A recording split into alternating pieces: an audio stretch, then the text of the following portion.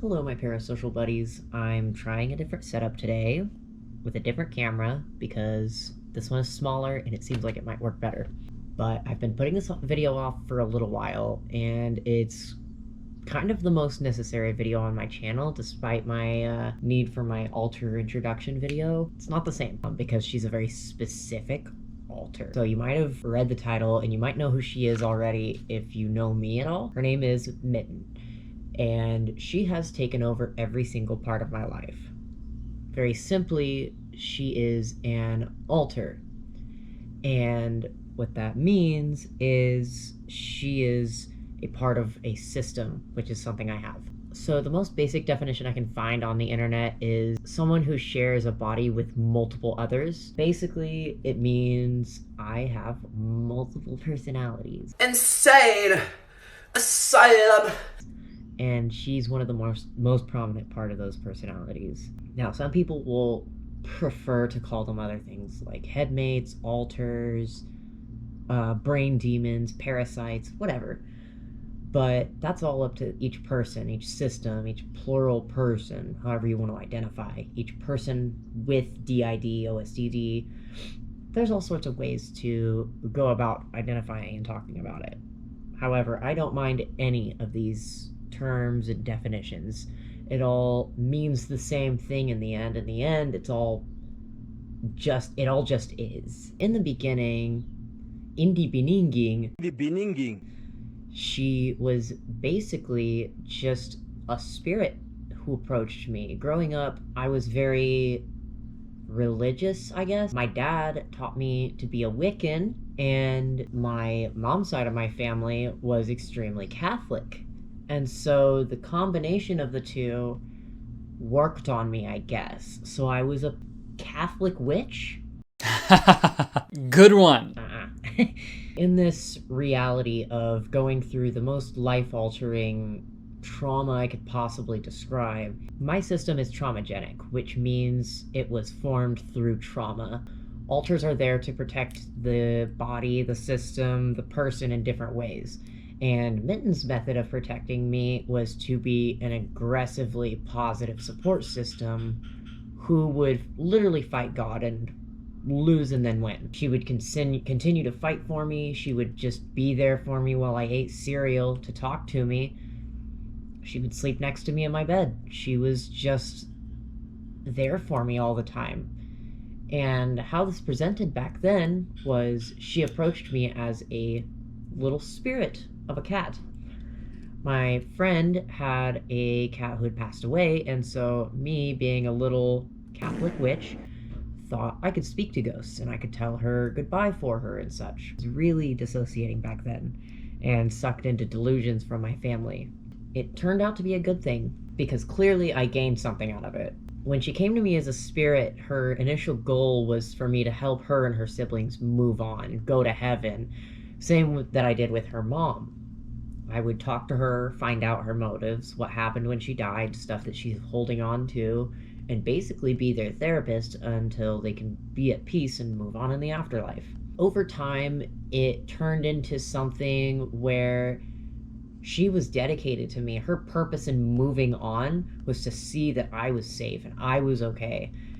And it ended up developing some pretty deep lore, and I say deep, I was 12, and back in the 2000s to 2010s, like, you can imagine the kind of media I would get into as a colorful animal, furry, neurodivergent, queer, lonely kid on the internet, and enveloping all of this with my interest in God and heaven and angels and hell and demons versus my interest in Wiccanism, paganism, crystals, spirits, ghosts, all of this combined with my infatuation with animals. I was just obsessed, and I still am to this day.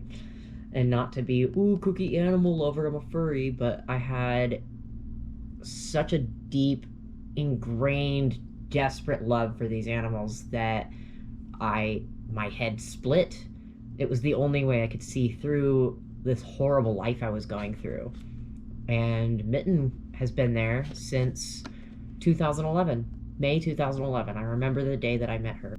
She came up to me with all of her siblings, and none of them had names except for Mary Jane, her sister. And the most incredible part of all of this is her sister's name was actually accurate to the person. Hello, my parasocial buddies. So the video got corrupted, I guess. And as far as I know, I'm unable to use the other footage. So I'm re-recording some new stuff. I will be just going over, generally, what Mitten's history was like while I color art about her. How does that sound? My buddy S'mores, I've got Chester, and of course, I've been stuck to Mel lately. So, I'm gonna get something out to guide me real quick. Suck. Exposition. Communicating with spirits, meeting Lyric. Alright, so that part of the script. So this is all real, as I've said. But basically, that girl, I'm talking to her in like first hour in my first day of school and stuff. She seems cool, so I want to be friends with her. I don't have very many friends. I'm like, I can talk to ghosts. My dad is a witch, and my cousin can hear ghosts, and I can, or she can see them, and I can hear them. And we have powers. And so it becomes this entire thing where I'm trying to convince her to find me this, like, family member or something to help them, like, move on. And she's like, fine. How about my cat, Lyric? Pregnant cat, she was being kicked out because we couldn't afford to have kittens. So I'm like, bet. That sounds cool. I'm really good with animals. I bet I could call an animal spirit. Whatever. Totes cool. I've never talked to a spirit before in my life. I have no idea if I can actually do this. This is just something my family tells me I can do. Right? But trust the stranger. Or tell them to tell them what they want so that they'll leave you alone. Because god dang, I was persistent and annoying, I know. I'm so sorry to the person that experienced this from me. You know who you are, I'm sure. I doubt you're watching this. Yep, just know that something you said to me stuck with me for the entire rest of my life. I was mentally ill. So anyway, I'm talking to this cat, and she moves on to heaven, and I miss her so much that I make tributes for her. You can find them online. I just, saved pictures from Google and put them in this old video editor on my iPod, set them to music, and posted them on my old channel. Absolute fucking unit on the basketball court.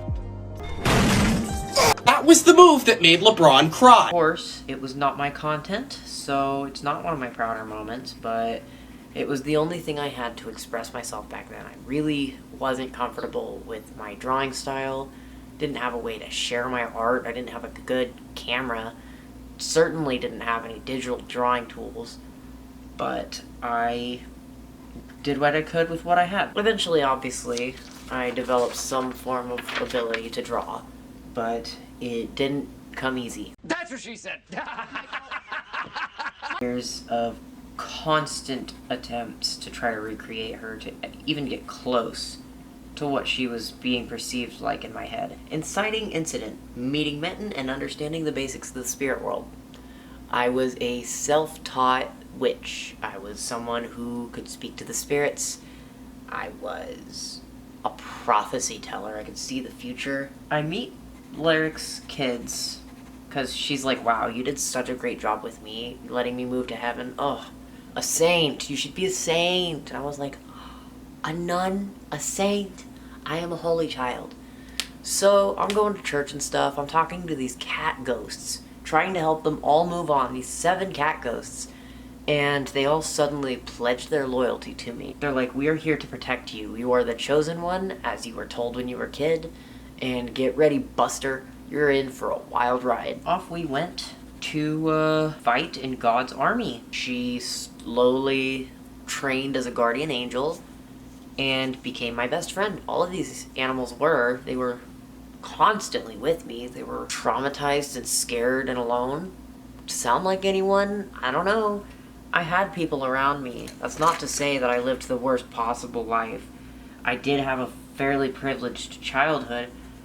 However, that doesn't mean that it didn't hurt and that stuff didn't stick with me for the entire rest of my life, and that's okay. They're training under God, and they're like, hey, we need a bigger army to help protect you, and also I'm pretty sure you could fulfill your purpose by helping other spirits move on. You're going to be kind of like a savior to these animals Like, who's going to be thinking of helping the animals move on, right? Everyone's going to be thinking about the people.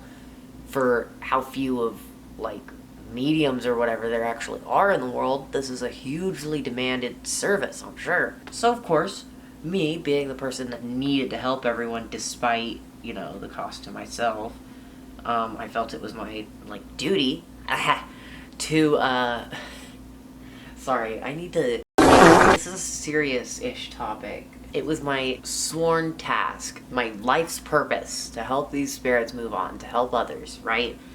I was useless, unworthy, unlovable if not. But the best part was, I was seeking out the spirits of past pets. Animals who had been in my family and passed away. There was a dog named Baron. And if any of my family is watching this, yeah, if you're thinking about a pet that passed on, I might have had a delusion that I was talking to them as a kid, and I could have possibly developed an altar of them. My cousin had a German Shepherd. They had multiple, actually, but one of them was named Baron, and when he passed away, he was the last dog that they had for a while, and it was devastating to me. It hit me in such a specific way that losing their other dog didn't quite mess with me. It was still super sad, and I remember visiting her grave and stuff, but something about Baron, he felt like something was attached to him in me, and likewise. And so I formed an altar about him and saw him as a spirit seeking guidance. He missed his family. He didn't want to move on. He wanted to see Mel, but that wasn't what his prerogative was. Actually, this plushie is named after her, Mel. So that's why I've kind of been stuck on her lately. She just reminds me of old times. And she's just... Here she goes. She's so cute. So I'm talking to these spirits. There's one named Kobe. There's, Delilah, Lyra, Zira. There was Zira. There was quite a few others. There was a bunch. I talked to all of them. They trained in heaven. They fought. There was drama. There was dating. There was story. There was so much to it. It was so much better than, you know, watching my life pass before me because I was a kid alone in school being bullied everywhere, neurodivergent, and had no idea what was going on with me, like invisible disabilities going on, family not knowing what's going on with me, and treating me like you would some people that didn't need to be treated as gently, or just, to be fair, treating me really harshly, just really horribly in some cases. I did get a lot of support from people who mattered, but in the end, they weren't the people who I needed the most support from, and so I didn't find them until later on in life, and I'm now trying to rekindle these relationships I could not form a closeness with because I just was so dissociated and far gone from everything. It was hard growing up. So I sought these relationships in these animals, these things I was making up in my head. Like, it was way easier to talk to a passed on dog that was saying what I needed him to say than it was to talk to someone who was right next to me. I could understand what was happening. I could read all of his emotions. I could sense exactly what he was thinking. Like, if he had an abstract thought, I could kind of sense into his soul and, like, know what he was thinking. So that's what I found in Mitten. She was my best friend. She helped me find these spirits. She helped me understand the spirit world and how we all live infinite lives and infinite universes, and our souls will eventually disperse and become other things, but for now, we are two beings traveling at whatever speed throughout the cosmos. Very hippie. I had never smoked once when I was, like, coming up with this stuff. I was destined to either save the world or end the world, according to God. Big bombshell, right? Well, that was dropped on me randomly when I was about 15-ish. I was like, okay.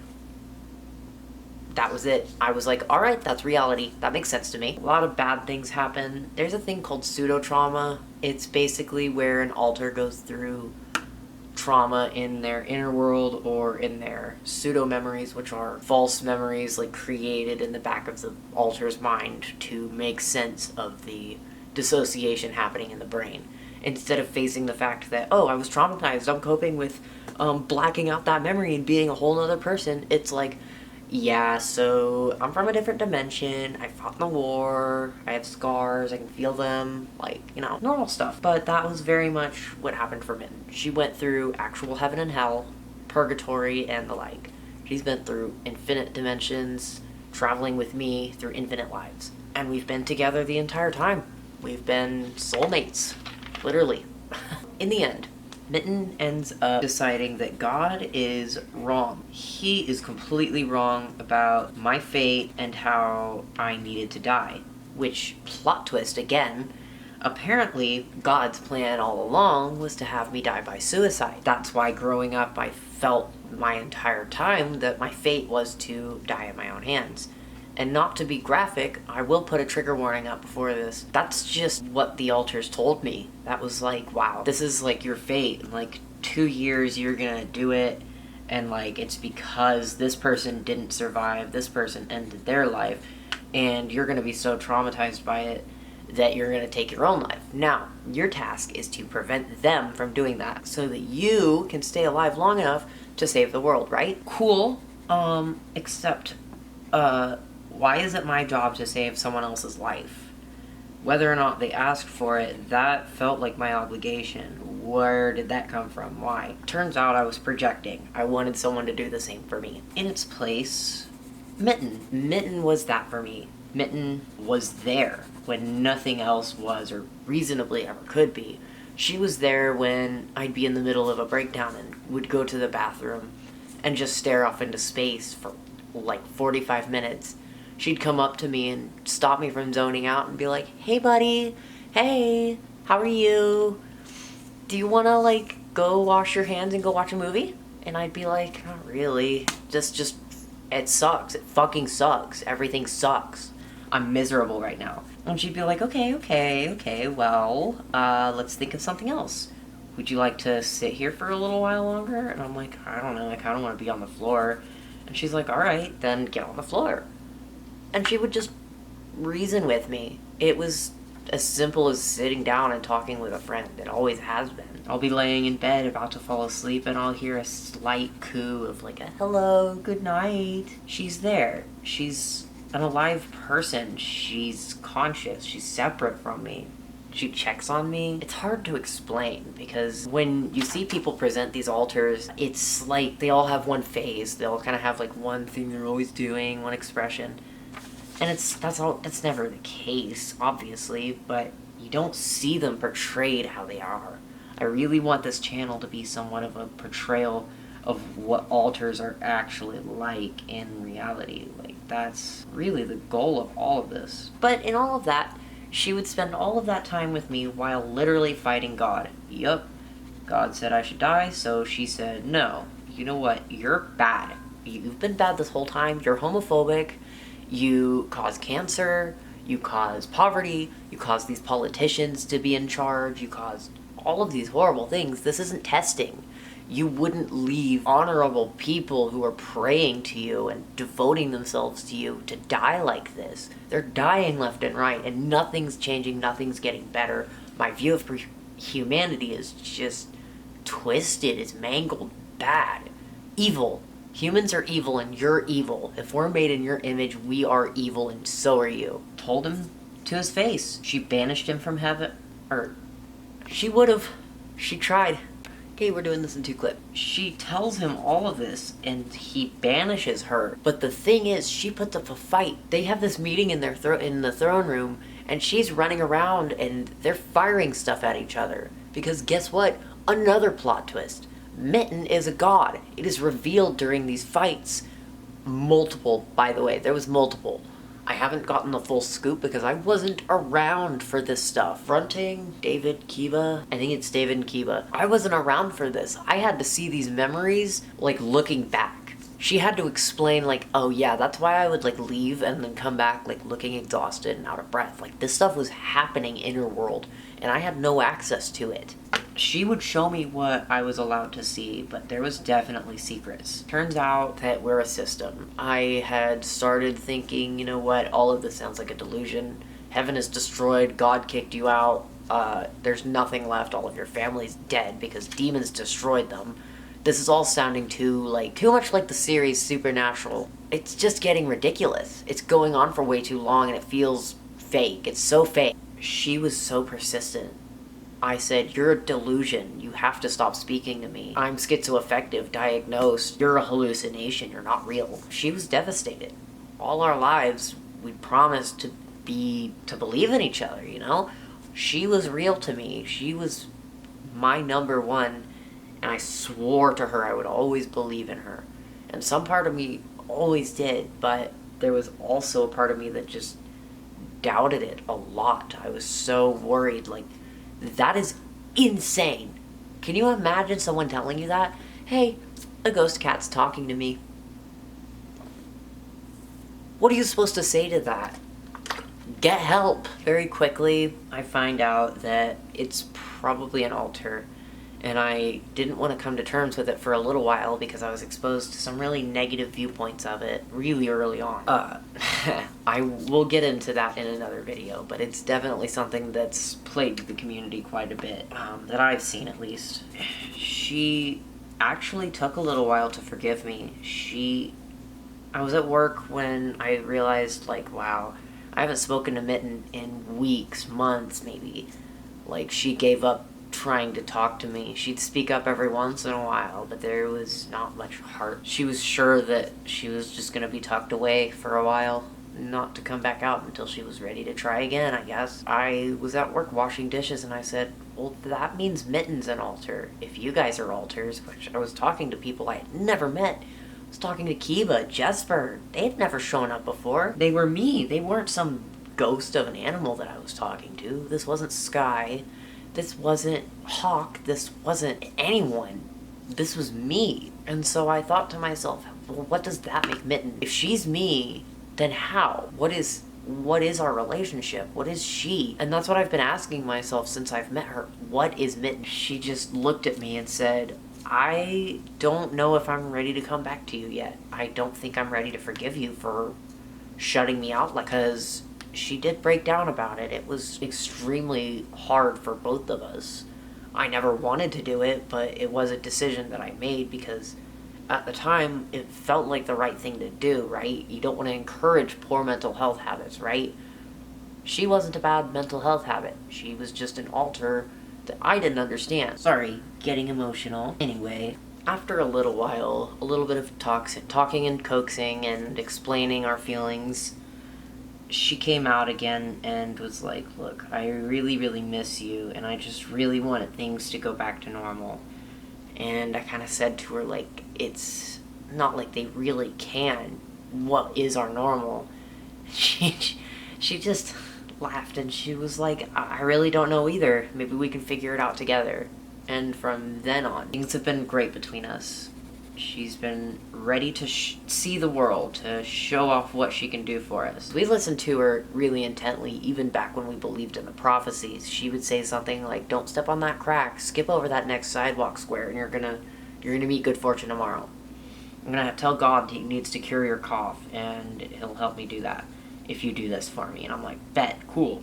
Really simple tasks for extremely high reward. And she swore that even at the cost of her health, her well-being, that she would get this done for me. God was really testy with her hubris. She disobeyed him a lot for me, just to keep me safe, just to keep me healthy. But nowadays, she is super giddy, super friendly. She loves going to work with us. She hates working, don't get me wrong, she really hates working in a fast food restaurant. But she's really good at it. She's really friendly with the customers, she's great at cleaning, she's really fun to talk to with coworkers, with anyone really. She's a fun person, but she is loud.